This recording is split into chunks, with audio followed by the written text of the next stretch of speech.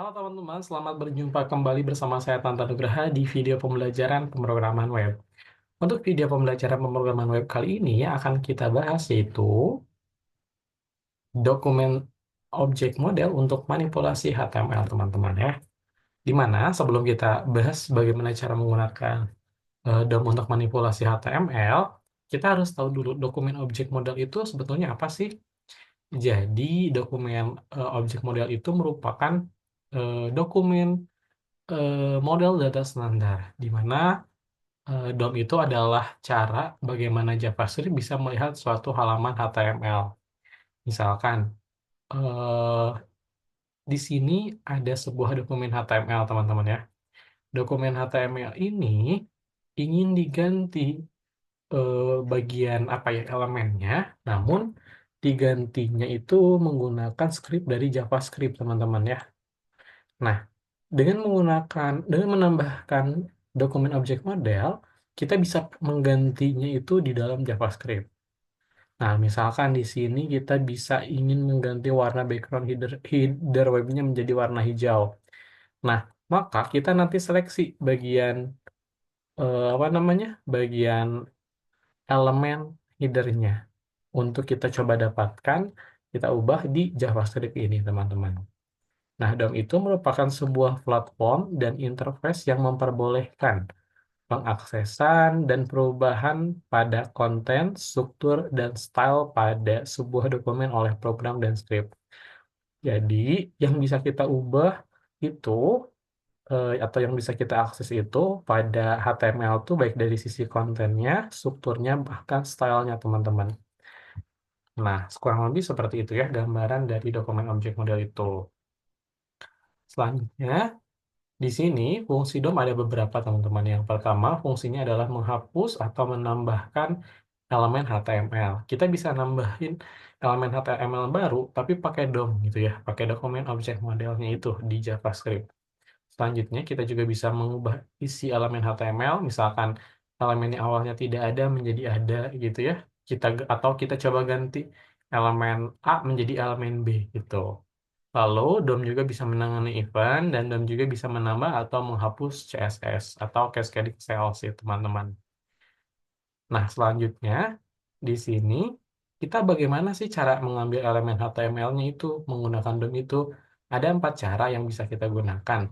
Yang pertama kita bisa get elemen by ID ya. Kita bisa mendapatkan elemen HTML itu melalui ID-nya. Lalu kita bisa mendapatkan elemen HTML itu melalui nama kelasnya. Kita juga bisa mendapatkan elemen HTML itu menggunakan nama tag-nya, dan kita juga bisa menggunakan yang namanya query selector, teman-teman. Nah, pertama-tama kita coba ambil elemen HTML itu melalui ID-nya. Di mana dengan menggunakan get element by ID, kita akan mengembalikan get element ID itu merupakan metode yang mengembalikan sebuah elemen dengan nilai yang spesifik, teman-teman. Jika metode yang dikembalikannya nol, maka elemen itu tidak ada, teman-teman ya. Nah, di sini contohnya kita punya elemen paragraf ya, P ini. Nah, P ini mempunyai atribut ID. Nah, atribut ID-nya bernama demo. Kita akan coba kita tambahkan ya isi dari paragraf ini, tapi tidak kita tambahkan di HTML-nya, melainkan di JavaScript-nya. Ya. Nah, caranya kita get elemen ID-nya, ya namanya. Nah, kayak ini. Kita tulis dokumen.get element by ID, kita masukkan nama ID-nya, ya. Lalu kita tambahkan kata kunci inner HTML karena kita akan menambahkan teks atau menambahkan tulisan pada bagian HTML-nya, bertuliskan hello world misalkan. Kayak gitu ya, teman-teman. Nah, sekarang coba kita praktikkan terlebih dahulu saja ya. Bagaimana cara kita menambahkannya di eh, Visual Studio Code. Kita coba sarakan dulu, teman-teman. Oke, kita coba share screen dulu. Nah, di sini kita udah punya dokumen HTML ya. Nah, habis kita punya dokumen HTML, kita tambahin dulu apa namanya elemen HTML-nya yang paragraf misalkan ini. Elemen HTML paragraf ini memiliki ID, misalkan ID-nya apa ya? Eh, elemen satu kayak gini ya. Kita masih kosongkan isinya itu. Nah, kita bisa melakukan apa namanya? Kita bisa mengget, kita bisa mendapatkan elemen, kita bisa mengubah isi dari elemen ini, tapi kita ubahnya itu di JavaScript-nya dengan cara mengget elemen itu by ID-nya ini, teman-teman ya. Oke, kita coba tuliskan dokumen dot get elemen by ID. Nah, nama ID-nya apa? ID-nya elemen satu. Kayak gini. Habis itu kita tambahkan titik inner HTML. Kita karena di sini mau memasukkan apa namanya? Kita mau memasukkan eh, tulisan ya, mau memasukkan tulisan pada tag P ini ya. Tulisannya misalkan ini adalah hasil get elemen by ID. Kayak gini ya. Nah, habis itu kasih titik koma belakangnya. Setelah kita coba running hasilnya bagaimana teman-teman. Kan nanti akan muncul yaitu ini adalah hasil get element by ID ya. Nah ini ya. Tadi kita memasukkan ini tuh pada eh, tag script-nya teman-teman atau program JavaScript-nya. Tapi kita bisa munculkan karena kita coba get elemennya by ID ya. Seperti itu. Selanjutnya setelah kita tahu cara untuk menggunakan DOM menggunakan elemen by ID, ada juga cara lain. Kalau cara lain ini kita menggunakan nama kelasnya, ya. Misalkan teman-teman ya, di sini kita punya beberapa div. Kita punya 3 div ya, tag div. Tag div ini masing-masing punya kelas. Kelasnya kelas example color, dan example color. Nah, untuk kelas example color ini, teman-teman, ya. Ini nanti bisa kita seleksi, kita bisa eh, ambil gitu ya elemennya untuk kita ubah isi dalamnya itu. Nah, cara untuk mengambilnya di sini di dalam tag script ini, teman-teman coba tuliskan sebuah variabel ya yang bisa mengkoleksikan beberapa elemen gitu ya, kayak gitu. Habis itu teman-teman klik dokumen .get element by class name, terus masukkan nama kelasnya apa ya. Setelah itu, teman-teman seleksi. Kalau misalkan ini kelas example color itu memiliki dua kelas yang sama, berarti kalau misalkan memiliki isi, maksudnya memiliki dua isi ya, ada example color yang atas sama yang bawah. Nah, kalau example color yang atas itu masuknya ke indeks ke 0 ya. Kalau example color yang bawah itu indeks ke 1. Makanya di situ collection 0.style.background color. Nah, kita berarti bakal mengubah warna backgroundnya. Yaitu di sini kita ubah warna backgroundnya menjadi red, teman-teman ya. Kayak gimana caranya? Kita coba praktikan aja ya. Nah, sekarang kita coba praktikan dulu di eh, Visual Studio Code-nya. Misalkan kita punya div. Nah, ini div ini punya kelas satu, kelas misalkan namanya kelas 1 ya. Sini kita kasih tag p misalkan tag 1. Nah, lalu kita coba kopikan saja ini ya. Kayak gini, ini kelas 2 teks 2.1 ya. Kita kopikan ini ya. Masih kelas 2 ini namanya, tapi teksnya 2.2, 2.2. Ini 2.1. Kayak gini teman-teman ya. Misalkan di sini kita ada dua kelas 2 ya, dan satu kelas 1 gitu. Nah, habis itu kita akan coba ubah si elemen yang 2.1 ini. Gimana caranya? Pertama-tama teman-teman bikin terlebih dahulu variabelnya misalkan cons, nama variabelnya collection boleh. Nah, habis bikin variabelnya, kayak ini, oh, variabel collection kan ternyata sudah ada sebelumnya ya. Saya bikin deh variabel collection 2 aja, kayak gini. Nah, cons collection 2 sama dengan, bentar, oke, document.getElement by ID. Document.getElement by class name ya kalau sekarang. Lalu kita seleksi nama kelasnya apa? Ya, kelasnya namanya 2. Di situ kasih titik koma. Selanjutnya, setelah kita seleksi nama kelasnya, teman-teman coba seleksi indeks keberapa yang mau kita ubah. Apa namanya? Indeks keberapa yang mau kita ubah isinya gitu ya, atau elemennya. Nah, misalkan di sini kita mau ubah sebentar. Nah, collection, indeksnya indeks ke 0 dulu aja. 0.get.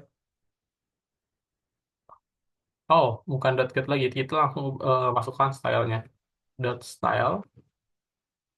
Dot, apa yang mau dirubah? Misalkan background colornya. Background color, kayak gini ya. Sama dengan kutip 2, eh, green misalkan. Kayak gini, kasih titik koma. Nah, artinya teman-teman, kita itu nanti akan merubah eh, si teks yang ini, si div kelas 2 teks 2.1 ini, background colornya menjadi warna hijau. Kita coba lihat hasilnya. Nah, maka akan seperti ini. Yang 2.1, teks 2.1, maka background colornya akan menjadi warna hijau. Karena di sini kita gunakan indeks 0. Beda lagi kalau kita gunakan indeks ke 1. Coba kan? Maka yang akan berubah itu yang teks 2.2, teman-teman. Seperti itu ya. Ini get element by class name. Selanjutnya ada juga get element by tag name.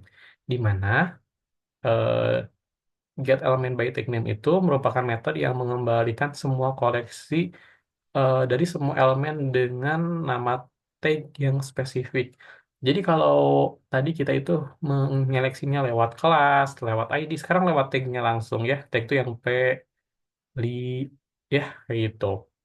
Nah, caranya gimana? Di sini kita bisa seleksi dulu. Kayak kita bisa bikin dulu misalkan kita punya unordered list ya. Lalu kita akan menyeleksi dari unordered list ini salah satunya, enggak semuanya gitu ya. Nah, nanti akan kita simpan di tag P yang ini. Nah, bagaimana cara menyeleksinya? Seperti biasa, teman-teman bikin dulu variabelnya ya, variabel bernama collection. Lalu di sini teman-teman coba select elemennya by tag name. Apa yang mau kita seleksi nantinya, mau kita ambil itu dari HTML ini. Misalkan dari tagly ini ya, berarti kita tuliskan nama tagnya tagly. Habis itu yang akan kita ambil itu nanti kita akan taruh di mana? Nah, kita akan taruh di demo ini ya. Nah, isi dari demo ini itu adalah isi dari li ini ya yang kita seleksi berdasarkan indeksnya. Ya, ini indeks ke 1 berarti yang nanti muncul yang T, teman-teman ya. Gitu. Oke, kita coba saja teman-teman ya. Bagaimana sih praktiknya? Oke, kita coba buka script HTML-nya. Nah, pertama-tama misalkan kita punya list makanan, list minuman favorit, list minuman favorit. Nah, di sini kita pakai unordered list ya. Pakai all kayak gini. Misalkan pop ice, terus list minuman favorit berikutnya selain pop ice, misalkan apa ya? Teh manis, Terus yang berikutnya cappuccino cincau misalkan. Kayak gini ya. Habis itu, setelah seperti ini, kita bikin tempe di bawah. Ya. Minuman paling favorit kita minuman apa? Minuman paling favorit dari beberapa minuman tersebut minuman apa kira-kira ya? Nah, kita bikin tempe lagi. Kita tambahin ID di sini. Minuman favorit banget kayak gini ya. Nah, habis itu kita save. Nah, setelah kita bikin listnya, lalu kita bikin tag P untuk menyimpan list yang terpilihnya. Sekarang kita di bawah sini bikin juga teman-teman. Ya, bikin variabelnya const collection satu misalkan ya. Nah, kayak gini. Habis itu kita get elemen by tag name-nya. Dokumen dot get elemen by tag name. Nah, kita mau get-nya itu berdasarkan elemen tag mana, yaitu tag di tadi itu ya. Habis itu di bawahnya, setelah kita get elemen by tag link-nya, setelah kita dapatnya itu, ya, nanti mau kita taruh di mana.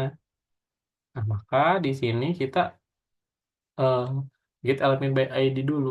Dokumen dot get elemen by ID. Karena kita mau nyimpennya di tag ID, di tag P dengan atribut ID minuman favorit banget. Ya, kayak gini. Nah, nama ID-nya minuman favorit banget kayak gini ya. Habis itu kita kasih sama dengan, oh jangan lupa karena kita akan menyimpan nilai baru ya ke tag ID, tag P dengan ID minuman favorit ini, maka kita tambahkan inner HTML ya.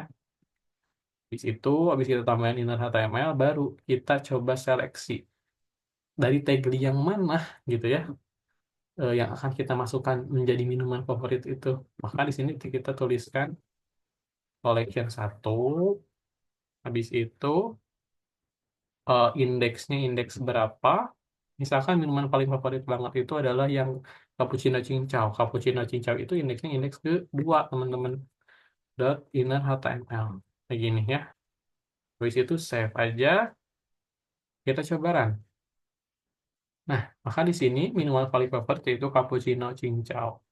Seperti itu teman-teman untuk get elemen by tag name. Dan terakhir di sini ada get elemen menggunakan query selector, di mana kita itu ketika menggunakan metode ini maka akan mengembalikan elemen pertama yang cocok dengan CSS selectornya ya. Misalkan di sini kita akan coba menyeleksi eh, tag P ini ya teman-teman. Nah, elemen pertama dari tag P yang ini yang akan dikembalikan itu adalah yang pertama kali muncul teman-teman gitu ya, elemennya itu. Jadi kurang lebih nanti akan background colornya akan berubah di yang ini teman-teman ya. Oke, bagaimana cara kita menggunakannya teman-teman? Oke, sekarang kita coba praktikan terlebih dahulu ya. Nah, oke, kita coba praktikan. Misalkan tadi makanan favorit, minuman favorit. Di sini kita mau bikin di bawahnya lagi hmm, A2 aja dulu ini. A2, list makanan favorit. Oke, tapi ini nggak pakai list ya, kita pakai P aja. Misalkan makanannya itu ayam bakar,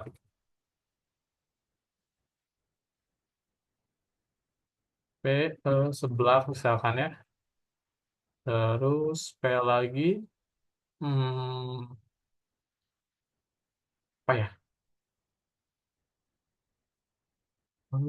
Apa ya? Hmm, oke. mie ya, misalkan mie, kayak gitu. Habis kita bikin list makanan favoritnya, nah kita coba gunakan query selector ini dengan cara kita tuliskan dokumen.query selector, masukkan tag yang akan kita cocokkan ya, dokumen.query selector, lalu kita misalkan tag yang cocok itu yang mana, yang akan kita cocokkan, lalu kita akan rubah style warna backgroundnya, style background color, nah ini, situ kita ubah namanya menjadi apa ya, jadi blue aja deh. Kayak gini, habis itu titik koma. Setelah itu, kita coba run. Nah, karena kita sebelumnya sudah menambahkan tag P, teman-teman, maka yang terseleksi itu yang atas. Kita coba, apa namanya? Kita coba komentari dulu yang bagian atas. Ya, oke. Oh, karena di sini masih ada beberapa tag P, teman-teman ya. Kita coba komentari saja untuk slide-slide sebelumnya. Untuk apa namanya? Untuk kode-kode sebelumnya kita komentari dulu. Nah, kayak gini, kita sisakan kode yang query selector aja ya. Nah, kayak gini. Itu kita coba run. Nah, maka yang akan terseleksi itu adalah tag P yang ada pertama kali ya. Di sini ceritanya tag P pertama kali itu yang bakar. Karena tag awalnya itu tag H2. Seperti itu teman-teman. Dan untuk sumber yang saya gunakan, kurang lebih ini teman-teman ya, referensi yang saya gunakan. Untuk pembelajaran, video pembelajaran pemrograman web khususnya terkait untuk manipulasi HTML cukup sekian. Mohon maaf apabila banyak kekurangan. Sampai jumpa di video selanjutnya.